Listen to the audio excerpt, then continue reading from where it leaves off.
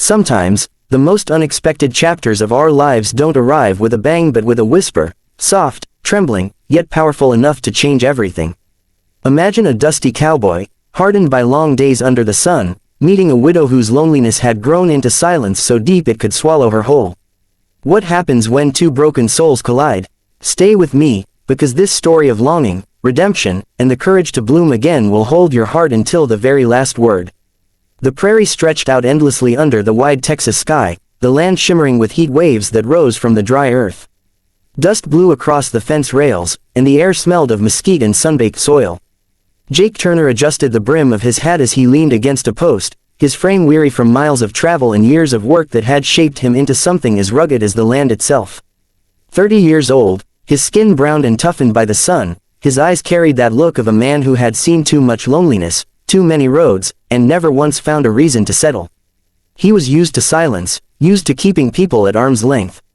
Cowboys were meant to move, to drift with the seasons and the cattle, but lately even the drifting had felt hollow. It was by chance that his boots carried him down the long dirt drive of the Holloway estate that afternoon. From a distance, the ranch house looked proud but tired, its white paint peeling, shutters hanging loose, the roof patched here and there by men who never stayed long enough to finish what they started. The yard was overgrown, weeds climbing high around the fence line. It was the kind of place that had once been alive with the sounds of wagons, workers, children laughing, and horses stamping in their stalls. Now it stood like a monument to something lost, frozen in time, waiting for someone who never came. On the porch stood a woman, dressed in black though the sun pressed hot upon the earth. Her hair, streaked with silver, was pulled into a neat bun, but the way strands had loosened in the wind spoke of hours where she no longer cared to keep herself polished. Yet even in that weariness, there was grace in her bearing, and a beauty that time could not erase. Her name was Eleanor Holloway, though Jake did not know it yet. To him, she was simply a stranger watching him with an expression caught somewhere between curiosity and caution. He tipped his hat, a gesture as old as the plains, and cleared his throat. "Ma'am," he said softly, his voice carrying the gravel of dust and miles. "Looks like you could use some help around here." Her eyes lingered on him for a long moment. They were a deep, tired gray, like storm clouds that had forgotten how to break. She didn't answer right away, and the silence stretched between them, broken only by the wind tugging at the shutters. Finally, she stepped forward, her hands clutching the shawl around her shoulders though the heat begged her to drop it. Her lips parted, and what came out was less an answer, more a whisper, trembling with years of unspoken ache. "Please take it easy, I have not been gardened in years." The words were strange, unusual, almost startling in their choice, yet Jake heard the truth wrapped inside them. She was not just talking about the soil. She was talking about herself, about her heart left unattended since the day her husband was lowered into the ground. He saw the loneliness in her eyes, the kind that didn't just come from a season but from years of silence and retreat. Jake didn't reply right away. He had never been a man of many words. Instead, he nodded once, slow and steady, and stepped onto the porch with a quiet determination. Something in him shifted, something he hadn't expected to feel, the sense that maybe he had stumbled upon a place, and a person, who needed him more than the road ever did. The first days were filled with work. Jake's hands turned black with soil as he pulled weeds that had choked the garden into lifelessness. He hammered sagging boards back into place, mended the barn roof where rain had seeped through, and hauled water from the well until his shoulders ached. Eleanor watched him from the porch at first, silent as a shadow, her shawl wrapped around her despite the sweat beating her temples. Sometimes she would speak, brief remarks that hung in the air like fragile ornaments. "Charles used to plant roses there," she said one morning, her voice quiet as she pointed to a dry patch of land overtaken by weeds. "They were the first thing anyone saw when they rode up the drive. He said they were a welcome." Jake knelt in the dirt, his rough fingers turning the earth with care, and looked up at her. "Then roses you'll have again," he answered simply, and returned to his work. There was something about the way he spoke, no grand promises, no sweet words, just steady truth that carried weight. Eleanor found herself drawn to it. She had been surrounded by chatterers before, men and women who filled silences with gossip, neighbors who offered pity disguised as advice. Jake did not pity her. He did not press her with questions. He worked, he listened, and in the evenings, when the sky bled into fire and gold, he would sit by the porch steps, hat tilted back, humming low tunes that sounded like fragments of forgotten songs. Days turned into weeks, and with every sunrise the ranch began to breathe again.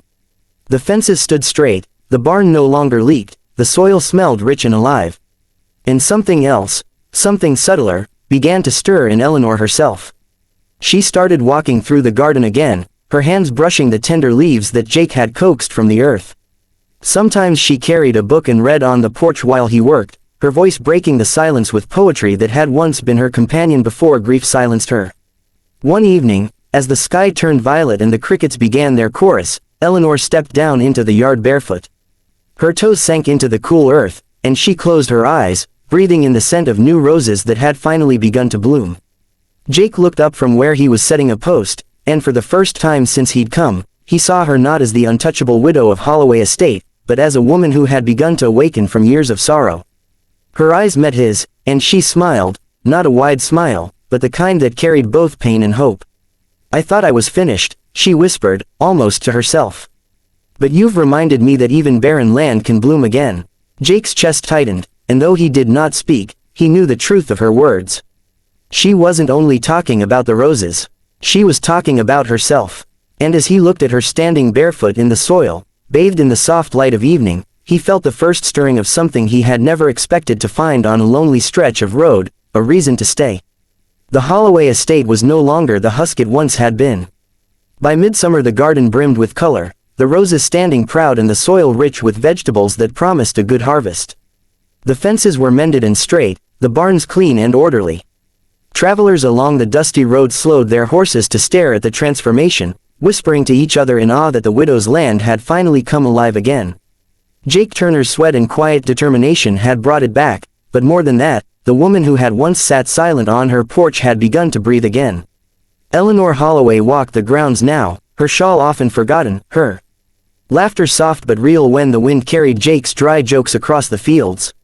It was a fragile joy, like something newly born, yet it stirred the air with hope. But peace rarely lasted unchallenged.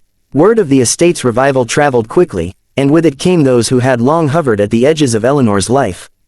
Her late husband's kin, nieces and nephews who had shown little interest in her grief or the upkeep of the land, arrived one sweltering afternoon in a carriage that raised a trail of dust behind it. They swept into the yard with sharp eyes and sharper tongues, dressed too fine for a ranch, their boots polished but unsuited for dirt. Eleanor stood stiff on the porch as they greeted her with forced warmth, their smiles thin. It wasn't long before their attention turned to Jake. He had been splitting wood near the barn when the eldest nephew, Robert, sneered at him. "Another drifter, Aunt Eleanor.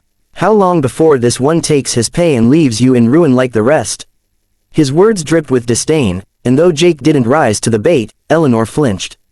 The others chimed in with murmurs of agreement, questioning Jake's worth, suggesting Eleanor needed more respectable help, someone she could trust, someone with ties to the family.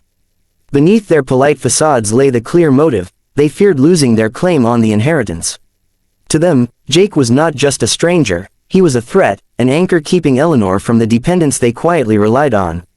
That evening, after the relatives had left in a whirl of condescension, Eleanor sat alone in the parlor, staring at the portrait of her late husband.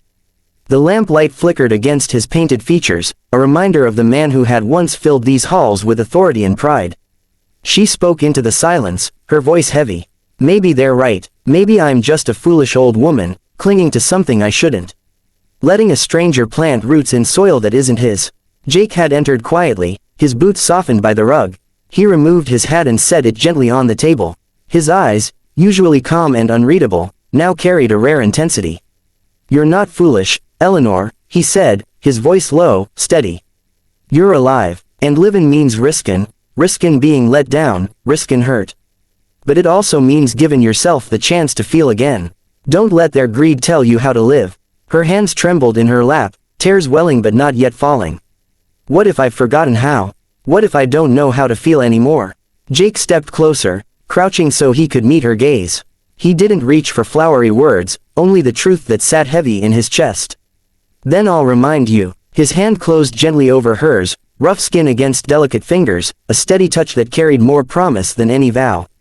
It was not a grand romance that followed, not fireworks or sudden passion, but something slower, quieter, built through small acts of trust. Eleanor found comfort in the way Jake stayed late into the night to repair a leaking roof, or how he rose early to tend to the horses before she had even stirred from her bed. She found herself reading aloud again, her voice carrying poetry across the lamplight as Jake sat nearby, mending his boots or sharpening tools, listening with the patience of a man who had learned the value of silence. One morning, she confessed she had not ridden a horse since her husband's death. Jake saddled the gentlest mare in the stable and coaxed her into trying again. Her hands shook as she mounted, the reins foreign in her grip, but Jake walked beside her every step, his voice calm, reminding her of the rhythm she once knew.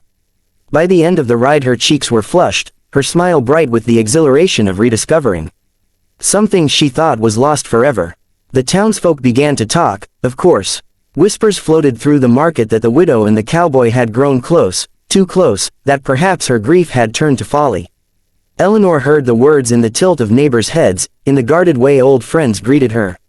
Yet when she looked at Jake, at the quiet strength in his presence, she knew those whispers no longer had the power to bury her. Jake, for his part, wrestled with ghosts of his own.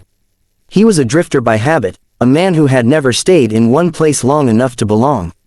Nights found him lying awake beneath the roof he had repaired, staring at the wooden beams above, wondering if he had the strength to stop running. He had always believed roots were a trap, that sooner or later they turned to chains. But every time he looked at Eleanor in the garden, kneeling in the soil with her hands gently brushing the leaves of new roses, he felt something anchor him, something he could not turn from. The garden became their sanctuary. Together they planted seeds, their hands dirty, their laughter mingling with the chirping of birds. Eleanor marveled at how quickly the land responded to care, how the same soil that once seemed barren now offered life in abundance. She often paused to touch the petals of the roses, her lips moving with soft words only she could hear. It was worth it, every waiting year was worth it. One evening, as the sun dipped low and fireflies danced among the blooms, Eleanor turned to Jake. Her gaze was steady now, no longer the fragile eyes of a woman lost in sorrow but the firm, glowing look of someone who had come back to life. You've gardened more than just this land, Jake Turner. You've gardened me, and I don't ever want to go back to being barren. Jake's throat tightened as he adjusted his hat, the gesture almost a shield against the flood of feeling her words brought. His voice was soft, gentler than she had ever heard it. Then we'll keep growing, Eleanor. Together. There was no audience to witness their vow, no thunder or storm to mark it, only the quiet hum of crickets and the faint perfume of roses in the air.